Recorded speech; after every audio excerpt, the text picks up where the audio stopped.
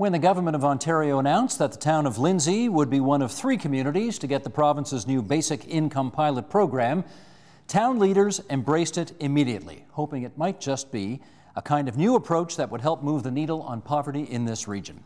Here to help us examine the prospects for that, we welcome Mike Perry, Executive Director, City of Kawartha Lakes Family Health Team; Zita Devan, member of the Kawartha Lakes and Haliburton County Poverty Reduction Roundtable; and Roderick Benz, publisher of The Lindsay Advocate, an online news magazine. He's also author of Basic Income: How a Canadian Movement Could Change the World.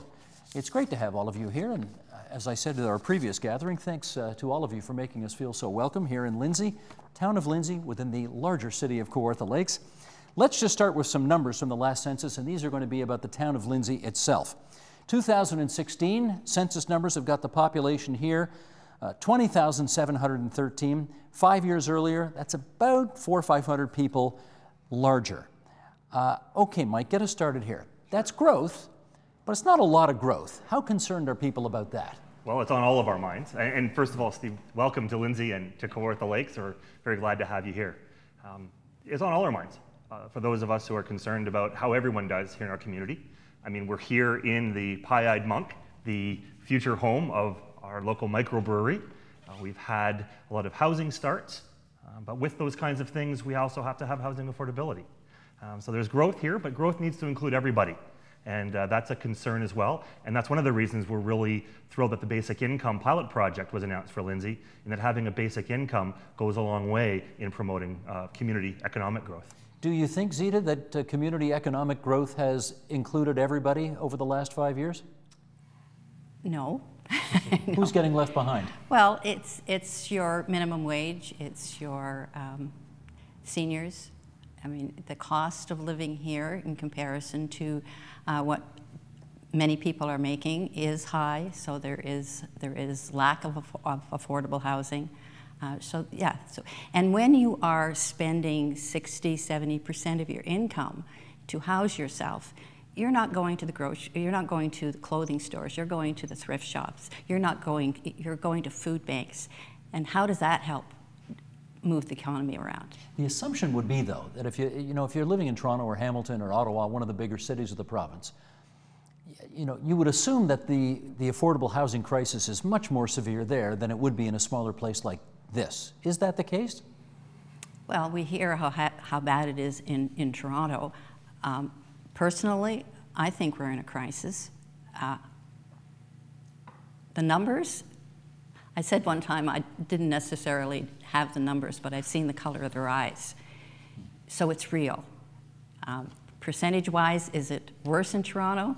Could be, but if there is 1,000 people that cannot find housing and are homeless, we as a community and a society should pay attention to that. So, sorry, numbers. Oh, I like that comment about the color of their eyes. Yeah. You've seen it firsthand. Yes, indeed. Roderick, how would you characterize the state of poverty in town of Lindsay, city of Kawartha Lakes? Being poor is hard work, Steve. A lot of people don't realize that, but countless people work hard daily to survive, and some people with high incomes, countless people work hard daily to survive. Some people with high incomes do little of productive value as well. So Lindsay, I think, I grew up here. It's a Norman Rockwell town of the north, as my friend Mike Perry says, and it's got a shadow side, as a lot of towns do, though, and you cited some of those numbers. So what we need to do now is move forward and address some of those things like we are with the Basic Income Pilot. I walked down the main street here today. Yeah. It doesn't appear, I mean, you don't see poverty smacking you in the face the way you might literally walk by people sleeping in the streets in downtown Toronto. So is the poverty here more out of sight? I think so. It's a healthy downtown, too, so that is good for the business community, that we can still illustrate that we have that healthy central core. So yeah, I think it is out of sight, as Zita mentioned. When you're talking about growth, I mean, I'm sure you saw on the drive up, new barns under construction for our agribusiness. Fleming College here in town just got accredited with the United Nations for their wastewater treatment program, and membership in the new membership in the local Chamber of Commerce is up over 60% from last year. So there is growth, but with that, as Roderick and Zita have said, is the other side of the coin, that really here locally, as a community, We want that to be about everybody. And so there definitely is room to make sure that that's a concern moving forward with the basic income and other ways. These new developments we're seeing here locally are great. We want to make sure that they improve, or include rather, housing affordability. We're going to talk about the basic income in a few moments, but I want to get just a little more background in place for people who don't know this part of the province as well as you folks do. Starting with a place called home. That's your mission in life right now, isn't it? Well, well, yes, it'll always be part of me. Tell us what that is. So it is a 19-bed emergency house for the homeless men, women, and families with children. How did that get started? There's a long story, but I'll give you the short story. Yeah, I'll give you the short story. It came out of a chance meeting of a homeless individual. When most of us in Lindsay thought homeless slept on subway grates, and we don't have subways, so why would we have homeless? To collecting like-minded people that wanted to look more closely at is this something we should be taking care of as a community? Linked ourselves with the Ministerial Association and formed a transitional committee and created a place called Home. In a town of 20,000, there is homelessness, right? We're not talking a city of 2.5 million. Mm-hmm. In a town of 20,000, there is homelessness. That's right. Do people know that here? Yes. How committed do you think they are to doing something about it, Mike? From what I've heard, committed. I mean, we're a smaller community, and we're really committed to looking after each other. You know, and part of that goes towards, you know, dealing with the poverty and homelessness situation here within local residents. I think part of what's being got at here, Steve, is that it's not as visible, say, as in Toronto. So where do you? You see more couch surfing, for example. Or that's how it might manifest itself. Or people living in the back of a business that's zoned commercial, but also living there as well. I know from work here locally in the community, food banks are being, you know, very, very heavily used, and you know, Zita at a place called Home, they're full up. So there definitely is that, you know, it may not be the panhandler on the street, but it manifests, I think, itself different ways, I think, especially in a rural community such as this. Zita? We define the difference in rural homelessness as opposed to urban, is that our homeless are not chronically homeless. So fortunately, we don't have that here. Our homeless is a result of moving day arrived, and you still haven't found a safe place to live. So it has less to do with mental health issues, which is a big problem in the cities. Mm-hmm. It's the other side of the coin, if you like. And not to say that some of the residents that come to us may have mental health and addiction issues, but the core, it could be anyone that you meet, that moving day arrived and you still haven't found a place, and you come to a place called Home, and this is where you live until staff helps you to find a permanent place. And you're at 19 right now? We're at 19 Could beds. you go higher than that? Our goal is not to go higher. We'd like to end homelessness, and the answer to that is more housing that's affordable. Gotcha. The Lindsay Advocate, what's that? The Lindsay Advocate is a new online news magazine that I created just about a month ago to basically coincide with the development of the basic income program that the province of Ontario started. So what I want the Advocate to do is to be a voice for the basic income pilot, but we're also going to cover community news just like you'd expect from any other community newspaper. But we want to arc toward the social and economic wellness of the town, because I think it's important in journalism today, the way that field has changed, just declare your biases up front. We want this program to succeed, and that's our bias. And we don't make any apologies for that, because we feel that's the most important thing to concentrate on. The Lindsay Advocate, does it take ads? We will take ads once we move to a print edition. Yes. Oh, I see. Yeah, the plan is to go to a print edition. It is, yeah. We will have both an online edition that will continue to be robust, and then we'll move within a few months to a monthly print magazine that will focus maybe a bit more in depth on some of these issues. Because I was going to ask, how are you paying the bills right now? Because you can't be profitable yet. No. I do other things. I work for Senator Art Eggleton and his Case for Basic Income project, and that's another great basic income focus that he started. Okay. Mike, what's it like trying to find a job here? Finding a job here in Kawartha Lakes? Well, it depends where you're looking from. I mean, we have some very good employers here locally, and we also have, because of our tourist base, a lot of seasonal work, a lot of hospitality sector jobs. We had some light industry here and do still have light industry here, but we're always on the lookout to bring back manufacturing to our area and what we can do to promote manufacturing to come here. Was this one of these places where 50, 100 years ago there was a lot of heavy manufacturing here? Yes, I'm seeing heads nod. That's right, that's right. And with globalization and so on, not so much anymore. Exactly. The Hallmark greeting cards used to have a factory in Omimi, and it's okay. been vacant for years now. But Crayola is here, Mariposa Dairy. You talked to Bruce Vandenberg, Kawartha Dairy that people know. Wholesale Furniture. There are industries here. What we're focusing on, especially through the Chamber of Commerce, is how to provide opportunities for local folks to tool up. To enhance the skills base here in our area, not only to get better jobs here locally and attract better jobs, but so that especially our young people are able to stay here and grow up, live, work, play, and retire. Well, let's just give a sense about how the town of Lindsay compares to the rest of the province of Ontario. And Sheldon, I'll ask you to bring up board 2 at this point as we compare income levels. If you consider the median total income in the year 2015 among recipients in Lindsay, it's almost $30,000. But across the province of Ontario, I think it's about $3,500 higher. And again, if you go median total income of households in 2015, again in the town of Lindsay, you're looking at almost $55,500. Median total income of households across the province of Ontario, $74,000 north of that. That does paint, I guess, Roderick, a bit of a picture as to why this place may have been chosen for the basic income pilot. Tell us what your hopes are for that pilot program once it really gets up and rolling. I think the pilot, my hopes for it is that we're going to see less Ross Memorial Hospital emergency room visits. I hope we're going to see less mental health, anxiety, and problems. I think we're going to see less late attendance issues and attendance issues in general with education, because poverty is instability for families. So I think it's going to have a grounding effect, to have that income floor that people can count on, that they won't slip below poverty.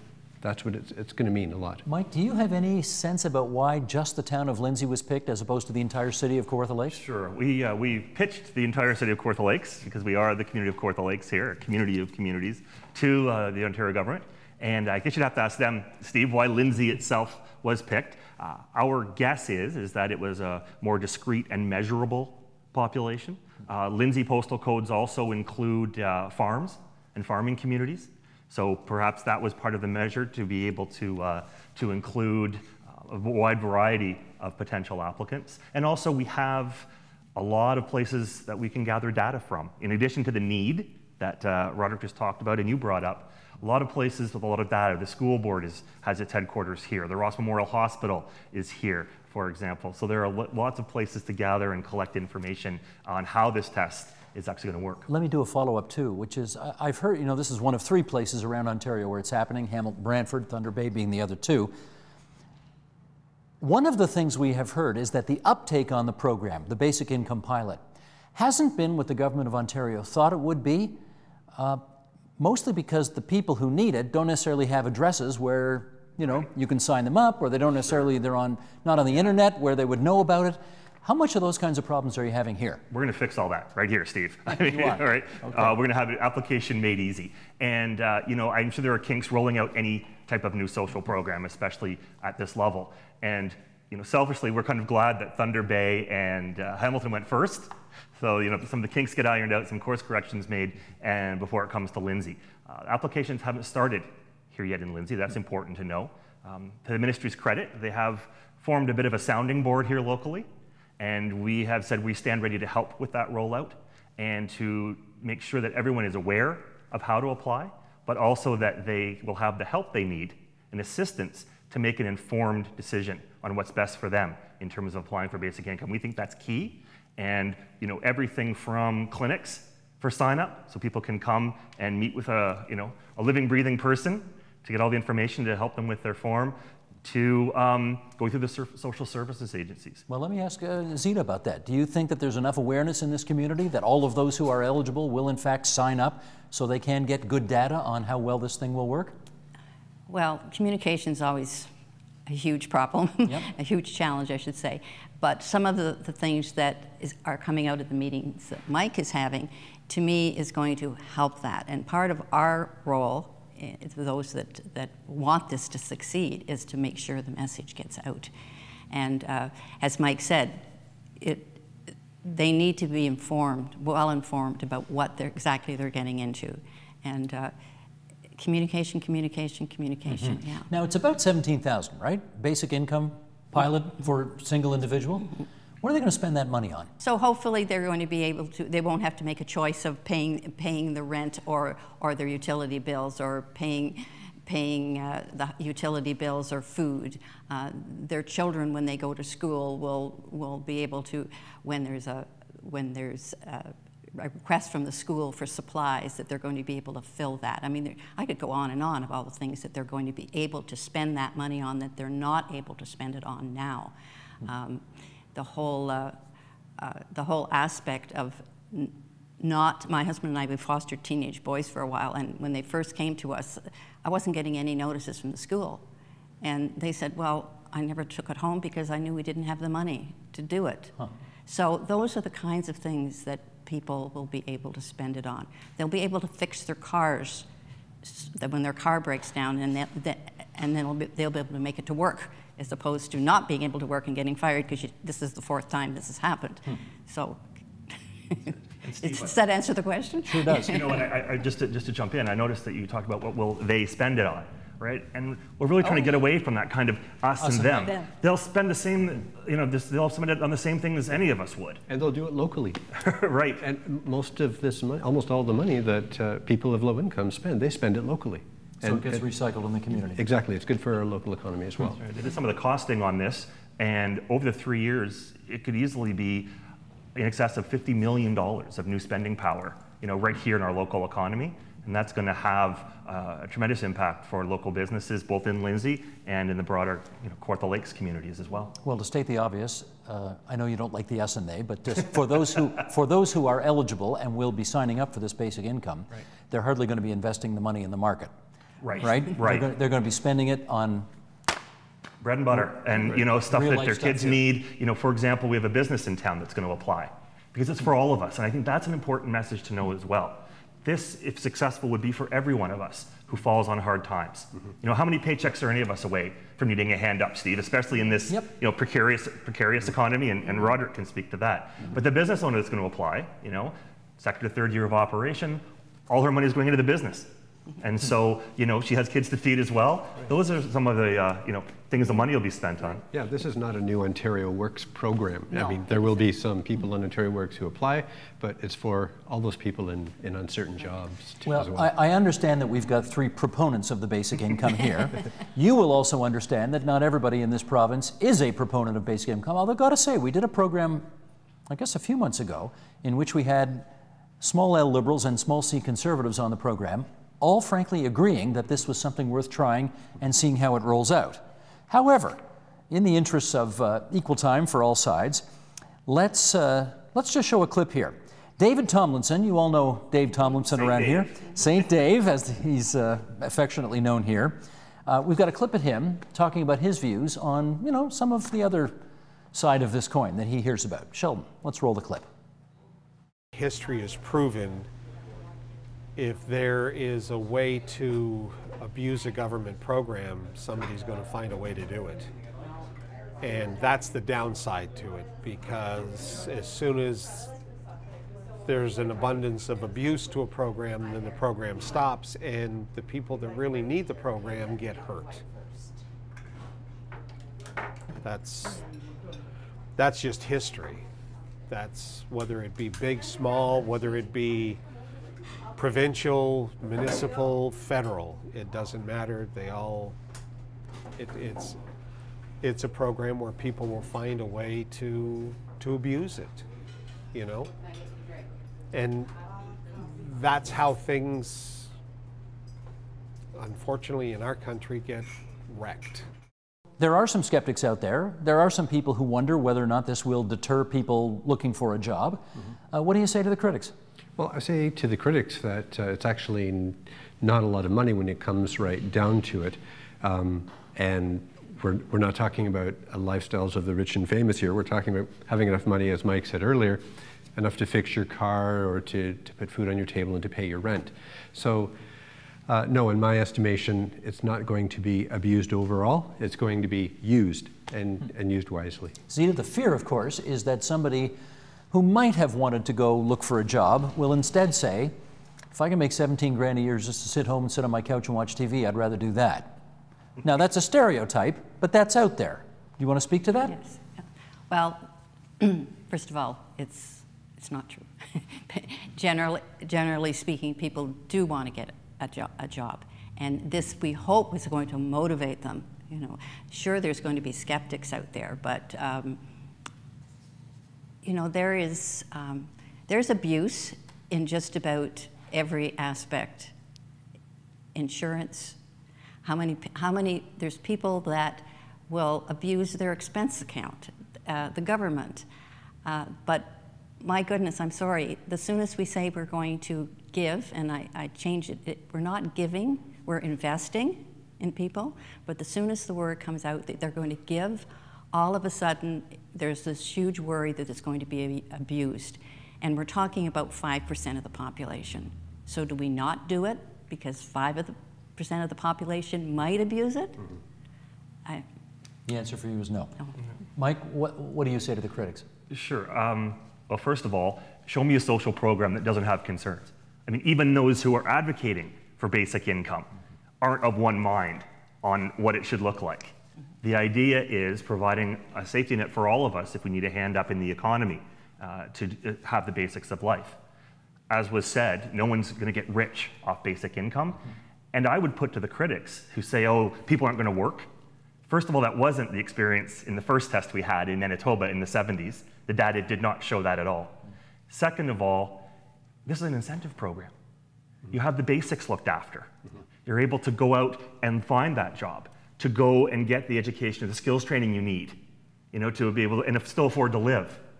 And to be able to keep the income that you earn. The earned income limits have changed. Just by way of example, I have a few friends who are in receipt of ODSP right now. Ontario Disability Support Program. That's right. And you know what? They can work 10 hours a month if they're able before that gets clawed back. Right? Anything in excess of 10 hours a month 10 hours gets clawed back. It's a pretty big disincentive to work. Sure, and not just that. That's what I was saying to my friends, and they said, Mike, who's going to hire me for 10 hours a month? Mm-hmm. Right? So there's that side as well. So with the incentives that basic income provides, both with the basics being covered and the cap being extended on earned income, this is really an incentive program, and I would say to the critics, it needs to be seen as that. The people I know, Steve, want to work if they're able. I had one person ask me, you know, I'll still be able to try and get a job though, right? If I get basic income. And so that's been my experience of where people are coming with the basic income guarantee. If you compare it to 40 years ago in Manitoba, when they did this experiment, not for a very long period of time, but and then the government changed and then incoming government canceled the program, they did note things like hospital admissions were down. They did note that school attendance was up. They couldn't conclusively say, because it ran for too short a period of time, that you can attribute all of that to the basic income. Mm-hmm. But take us 3 years down the road, right? How do you imagine this place being different 3 years down the road if this program is in fact as successful as you hope it will be? Mm-hmm. I started to mention that earlier, but yeah, we're going to have less mental health crises because there's going to be less economic anxiety. We're going to have better school attendance because poverty creates instability for families. We're going to have more skills being added to people's individual resumes because they've got a financial base to an incentive to go out and do things, as Mike was alluding to. Those are a few. I'm sure you have others. Steve, you mentioned some of the criticisms or concerns. Mm-hmm. You know, cost always comes up. Yep. Right? And if you look at, you mentioned one of the things that was shown in the data from Manitoba, admission rates to hospital and emergency departments did go down. I think it was about 8%. Now, it's not a perfect comparator, but 8% of that extended to Ontario's annual healthcare budget, that's $4 billion right there in savings. People say they don't want to pay for basic income. We're paying for it now. You know, the social tax of homelessness, let alone poverty, is at least about $3,000 a household. So we're paying now. And so if we can get everyone to have the basic income, to then be able to earn, more and to be more participating in society, reach their potential, use their skills, that's going to reduce social costs and just improve the quality of life for all of us. Like that old muffler commercial, you can pay me now or pay me later. Is that the idea? Zita, you wanted to add? Sure. I think we need to remember, and this is what I tell the skeptics that approach me, it's a pilot, okay? And so can we embrace it and give energy to making it the best pilot it can be? And then what comes out, well, you've heard what we believe is going to come out, but there'll be some hardcore facts that it will come out, that this is good. And then we can move forward and put it into a full-scale program. If you've got proof that it actually works, can you imagine this being a province-wide program as opposed to just 3 cities? Oh, absolutely. Nationwide. Nationwide. Yeah, it better be. I mean, it's enjoyed cross-partisan support for years and years and years. Yeah. And now it's finally coming. Our local MPP here, PC MPP, Laurie Scott, is a proponent of this pilot being in town, and we're happy to have her support. I don't want to be the killjoy here, but you understand that's part of my job. and part of my job requires me to remind you that critics, one of the things that critics, besides the things we've talked about, one of the things that critics have mentioned is we have a whole lot of bureaucrats around the province of Ontario right now administering a whole host of social programs, and if the idea is to replace some of them with a basic income that is simpler and cleaner and easier to operate, then they're on side. But if the idea is just to create even more bureaucracy to administer yet another social program, they're not on side. Could you give them any undertaking on that regard? Well, we're not creating, and there are various divisions of basic income out there, there's no doubt about that, but we're only looking to supplant the welfare system with this, as in Ontario Works. We're not looking to, it's basic income and what else do we need? Basic income is a starting point. It's the least we can do that we're already paying for in many ways, as Mike has alluded. So, Ontario Works would probably be phased out in some form or another because we would have that basic income. But I mean, we still need a pharmacare program. We still need housing. We still need Canada Child Benefits at the federal level and so on. So it's not supposed to replace all those. Those long-term savings will come in the future. And that's it with what we've heard out there, Steve. How many times have we heard for years? We have to save long-term. Right, we have to cut back, invest now to cut back on, healthcare costs and social and the cost of poverty. And then when a policy comes up that tries to do that, well, there's this problem and there's that concern. And I think it's important to note, as Rodney was saying, that imagine if our hardworking public servants who are administering these programs, our social services workers, could align themselves less with having to push paper all the time and fill out forms and be a police, serve a policing function they didn't really sign up for to be police, to transition to be able to do support roles around, financial literacy. If any of us have a substantial increase in our income, we go and, get some financial advice, or helping with that job coaching or skills development, that really important piece. I think the last thing we'd want to see, and we're advocating for this, is that basic income simply be, here's a check to any of us who need it, and good luck to you. That delivery piece really needs to be supportive. Mike, you're going to get the last word because we're plumb out of time. Mike, Zita, Roderick, really good of you to spend some time with us on TVO tonight, and thanks for having us in town. It's really been terrific. And we say so long from the town of Lindsay in the city of Kawartha Lakes. Help TVO create a better world through the power of learning. Visit TVO.org and make a tax-deductible donation today.